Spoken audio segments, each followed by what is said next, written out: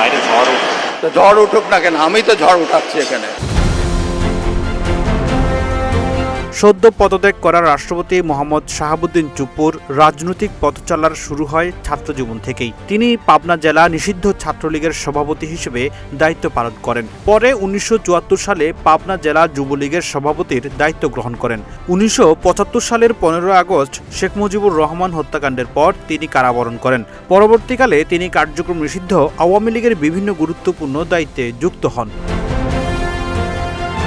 কার্যক্রম নিষিদ্ধ বাংলাদেশ আওয়ামী লীগের 22তম জাতীয় সম্মেলনের পর তিনি দলটির নির্বাচন কমিশনার হিসেবে দায়িত্ব পালন করেন। পরে দলটির উপদেষ্টা পরিষদের সদস্য এবং প্রয়াত প্রধানমন্ত্রীর রাজনৈতিক উপদেষ্টা এইচ.টি. ইমামের মৃত্যুর পর শূন্য হওয়া প্রচার ও প্রকাশনা উপকমিটির চেয়ারম্যান হিসেবে মনোনীত হন।